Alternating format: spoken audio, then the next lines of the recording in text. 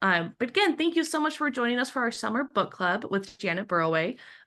We really want this to be more of a discussion based session. So if you have any questions or comments, feel free to unmute yourself and chime in. We'd love to hear from everyone who has read the book and to join the conversation. So to do that, feel free. We'll have the chat open. You can put things in the chat as we're discussing if you would rather do it that way. Like I said before, go ahead and raise your hand and come off mute if you would like to chime in verbally.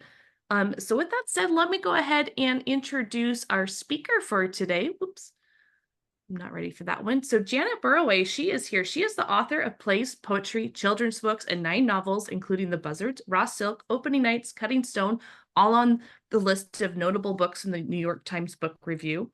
Bridge of Sand, Simone in Transit. Her writing fiction, now in the 10th edition at the University of Chicago Press, is the most widely used creative writing text in America. And imaginative writing, in its 5th edition, covers poetry, prose, and drama. She is the author of a collection of essays, Embalming Mom, and the memoir, Losing Tim. Winner of the 2014 Lifetime Achievement Award in Writing from the Florida Humanities Council. She is Robert O. Lawton Distinguished Professor Emerita at the Florida State University. So thank you so much for being here and taking your time to lead this book club. I'm actually going to go ahead and turn it over to Rachel here. She is going to get us started with a few questions and facilitate the questions with Janet. So Rachel, over to you. Wonderful. Thank you, Kate. And I don't know if you want to stop sharing so we can all see each other as we're having the discussion. But Janet, thank you again so much for being part of the book club this summer. This was a great pick. I really enjoyed reading Severance. It was a great summer choice. So do you want to get us started today by telling us a little bit about why you chose this book and what your choice was? I'd love to do that because it's very interesting to me in 2 different ways, this book. One is, one of the critics called it a turducken of a novel, meaning there's a story within a story within a story. And I've identified several kinds of story that it is. There's the immigrant story with her parents and then with her. And there's the girl from a small town in Utah makes it in the big city, that coming of age kind of novel. And then there's the apocalyptic novel where there's been a general devastation of the earth and there's only a small group of people that are responsible for repopulating the earth. And that was very popular in the 50s, that story, especially in the movies, where it was in my mind, it's always Burt Lancaster was leading the group. But that was the fear of nuclear war. This is the fear of pandemic that we're dealing with, and that's will be familiar to some people in The Last of Us. That's that story of the small group that survives. And also in The Road by Cormac McCarthy, where it's reduced to a father and son that have to survive through the pandemic. Then and then there's the zombie novel. The zombie novel is a bit different in this one. I'll get to that in a minute. What have I missed, Rachel? I know there are many different kinds of story. Have I got them all? Oh, the alternate history, because it took place, the book takes place in 1910, and we've lived through that, and we know it didn't happen then. Right. But the book came out in 2018, which means she was writing it 15, 16 into 17. Right. So she was predictive of our pandemic in a lot of different ways. Can you think of some of the ways that she was really predictive of it? It comes from China.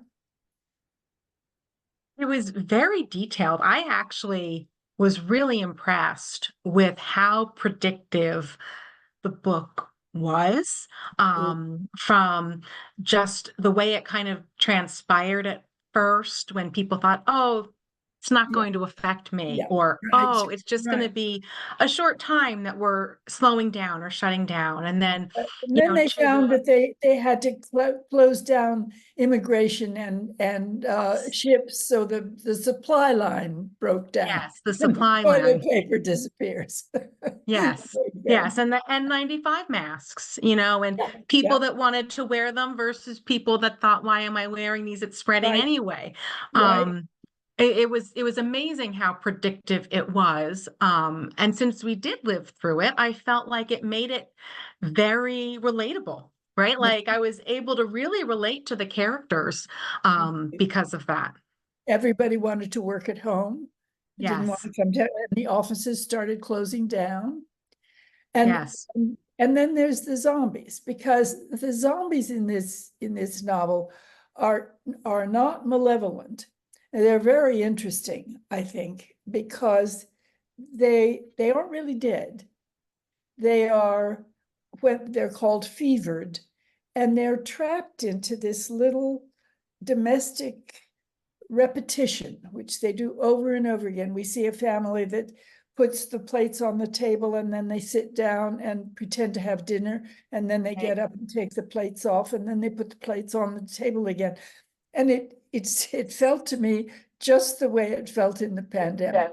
I'm not Yes. going out anymore. I'm sitting here, we don't go anywhere except to the grocery store, and then we have dinner, and, Yes. and then we watch television, and it's that life is reduced to a few repetitious kinds of. Repetitious things. I almost felt like maybe with that repetition, she was saying something about how we repeat things in our own everyday lives anyway, right? Especially when even when she goes back and forth between what was happening currently and then what was happening when she first moved to New York and was a professional and starting her career, the routines that she would do just as a New Yorker. Right, our daily routines reflect our business routines, Yes. and yeah, it's interesting. Yeah. Did anyone else pick up on that? Different repetitive things or similarities with the COVID pandemic? You can give a reaction too if you don't want to speak up.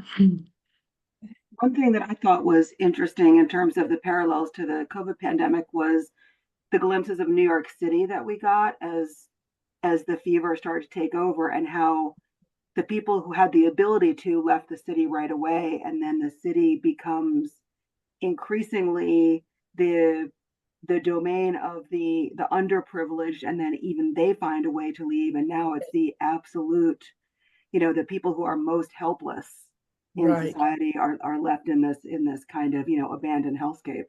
excellent point. Yeah, the cab driver is one of the last people. Yes, when she Yeah. acknowledges that she acted so fast, she's not sure he was actually fevered, or if Right. she just pulled him out of the cab and took his car and left. That was heartbreaking, wasn't it? Yeah. Yes. Yeah. Yeah. Yeah. Well, I guess before we dig deeper into the contents of the title, do we want to talk a little bit about the title itself, Severance? And I mean, I know when you first suggested this book, my mind immediately went to, getting a severance from work. That without knowing anything about the book, that's where my mind went.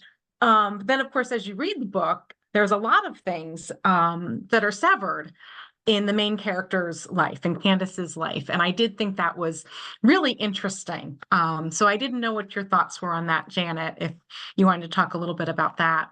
I agree that there are many kinds of severance. There's the severance from China that her parents experiences, and she at that point is severed from her parents, and then she's severed from China. And there's the severance from her boyfriend Jonathan, that he does not say, this is my plan, will you please come with me? He says, I'm going, are you coming? You know, Right. yeah. And so that relationship doesn't last. What else? What other severances do we, there's the severance from New York when she When she leaves. leaves New York, yeah.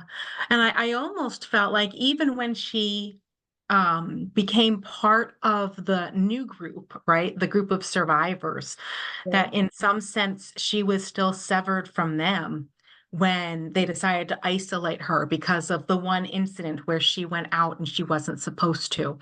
And even though a group of them went out, she seemed to be the only one that was punished and kept in isolation.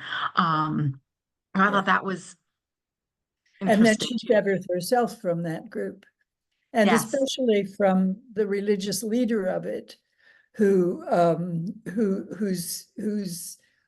leading is kind of um, arrogant and yes, controlling. So, yes, so it's necessary for her to sever herself from that. We didn't mention the death of her parents, which of course is another kind of severance. yes. Um, yeah, there are Um, many. and I did think, even though, there's different types of severances she talks about, there's different storylines that you reference I did think that there was, one consistent theme, when I was reading the book, I was kind of grabbed right away from that um, prologue that she has, where, she starts out by saying, um, after the end came the beginning. Yeah. And I thought that was really interesting. And then right away in chapter 1, she says, the end begins before you are ever aware of it. It passes as Yeah. ordinary. And I Yes. thought throughout the whole book, even though there's different timelines and different themes and, different things that she's severing from, there's a consistent theme of beginnings and endings. And Good. she kind of goes back and forth. I felt like her narrative, the way she kind of transitioned from what was happening in the past to what was happening in the present, kind of highlighted those beginnings and endings. I think there's a psychological insight there as well, that you don't really know that it's ending. I think Yes. you always feel that way when you get a shock. This hasn't happened. This hasn't really happened. And if you have a medical shock, it takes a while to take it in, or an accident. So you have taken me to that first page. And the satire, which I didn't mention, there's also the satirical novel right the way through. Begins on page 1, because she starts describing the people who make up this group, who will be now responsible for the human race. When she says, we were brand strategists and property lawyers and human resources specialists and personal finance consultants. These people don't know how to do anything. They don't know how to make a flyer. Right, Foraging for them is going into grocery stores and picking cans right, off the shelves. right. They're hopeless, Yes. Yes. as we all would be. I mean, I'm Right, very aware of this. You ask me to grow my own food, forget it. right. Mm. Um, well, when they do finally get to the facility that they were waiting for, I did think um We that should was an probably in say, for people who haven't got there, that the leader of the group has this idea that there's a perfect facility for them outside of Chicago. And so they're traveling from New York to Chicago in various vehicles, and they just steal gas. And when they run out, they pick up another vehicle and take on. So when they get there, sorry. No, don't be sorry, Janet. Yeah, I shouldn't um I shouldn't assume that everyone's read the book in its completion. So I hope we're not giving away any spoilers here. Tough luck. Should have read it.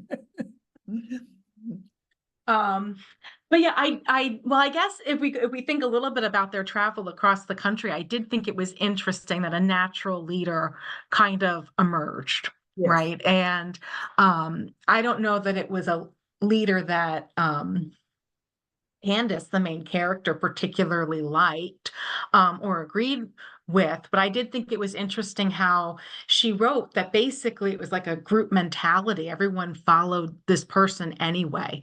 Yeah.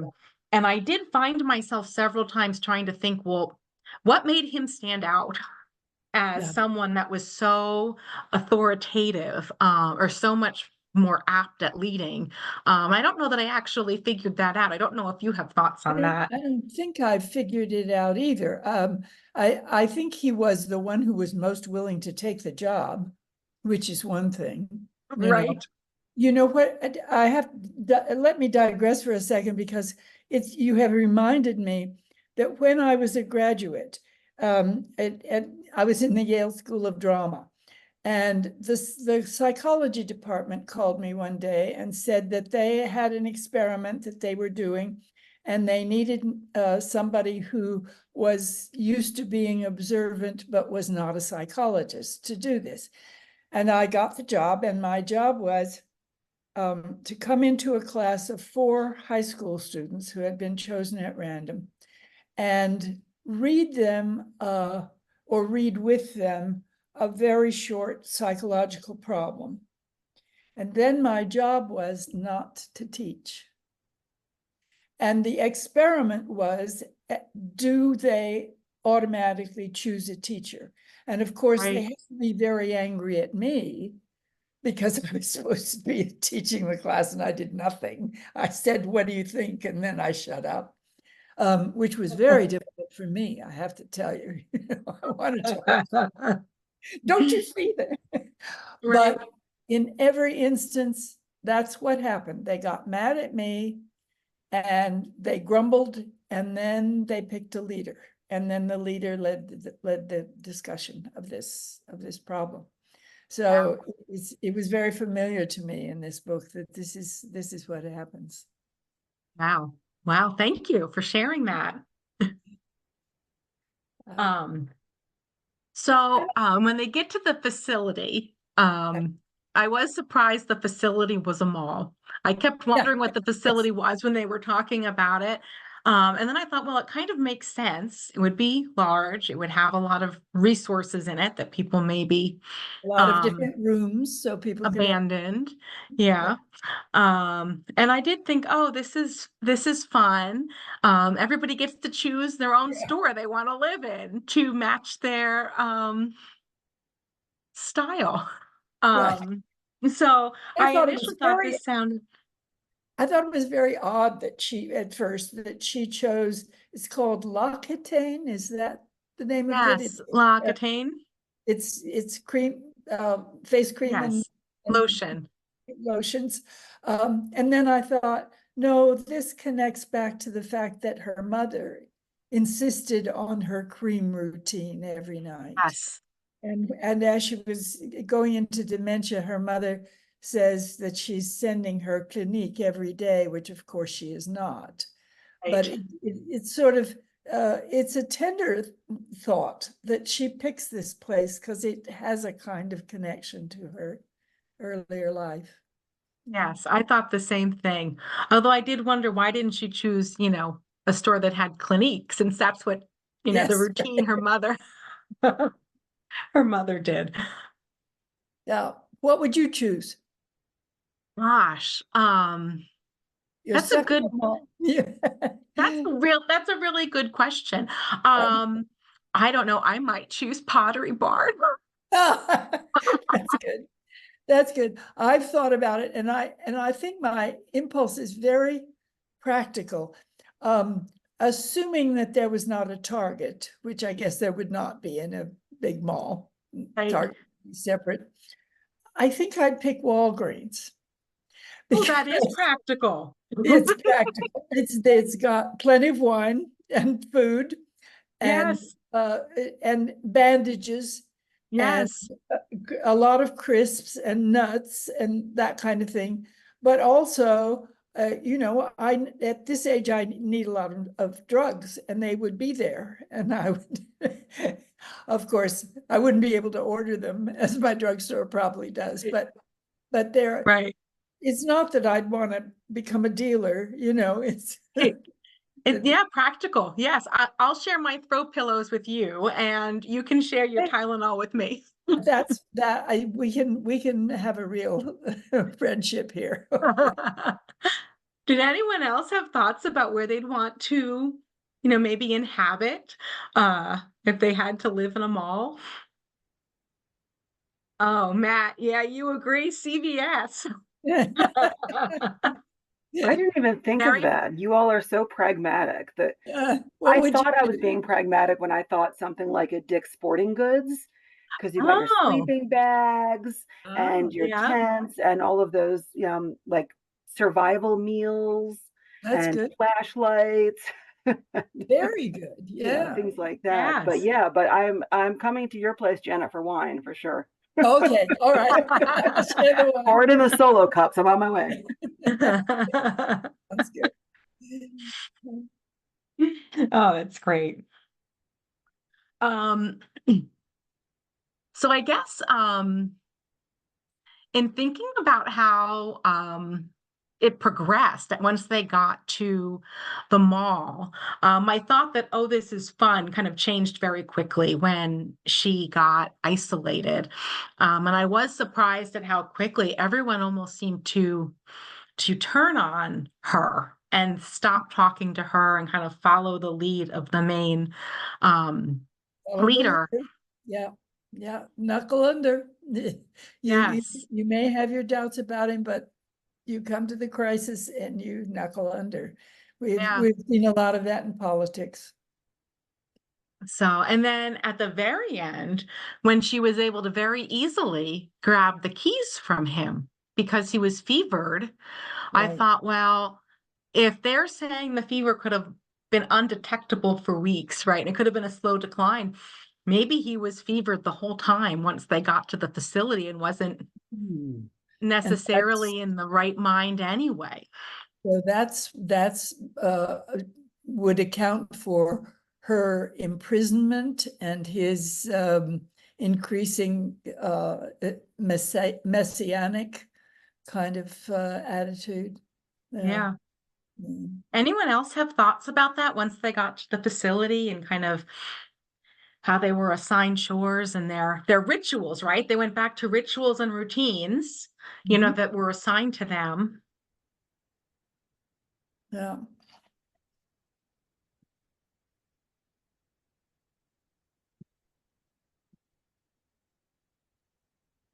What do you think happens at the end? I mean, after the end, because the end is the beginning, right? Yes, the end is the beginning. Yes. Um, It's the beginning of her being self-sufficient. Is that going to happen?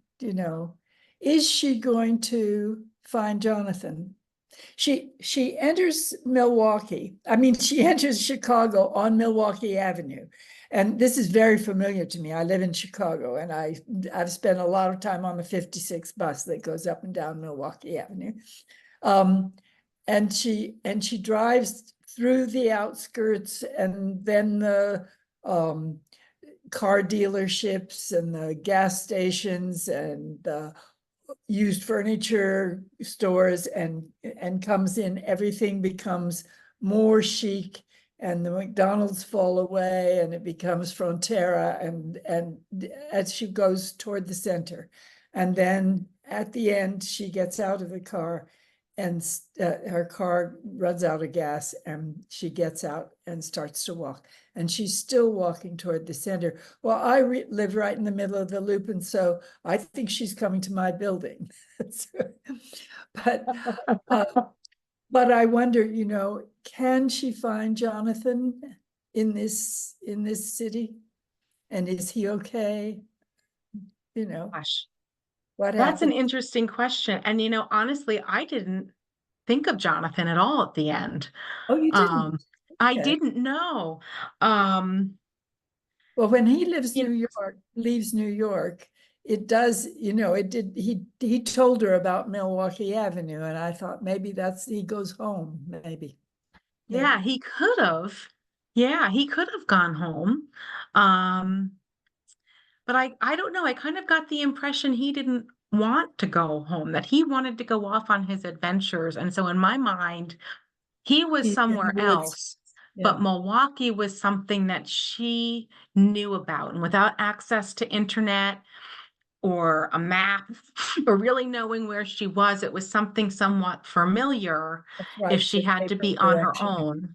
Yeah. And I almost felt like at the end, she says kind of repeatedly, and I kept going and I kept going and I kept going. And then the car stalls. And then she got out to walk to keep going. I kind of thought that's a break from all of the routines that she's talked about, Oh, throughout the whole book, whether it was the routine of getting up to go to work or the routine of the tasks they had to do as part of the group, that she was breaking from what she did. So in my mind, I'd like to think she was really successful going out on her own. that's a brilliant way of looking at it. But I think you can also look at it the opposite way. Her strength is she keeps going. And Yes.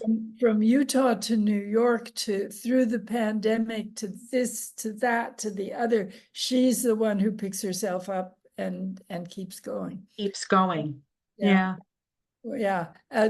Which all fits into the end is the beginning. The beginning is the Yes. end. Yes. Yeah. I worry about her having that baby on her own. Yes. I worry about her finding Chicago full of the fevered. No, Yes. she's not going to deal with them the way the others did. Yeah, but it's a kind of a brilliant ending. Well, I know we're almost at time, and gosh, Janet, I feel like we could talk for another half an hour about this book.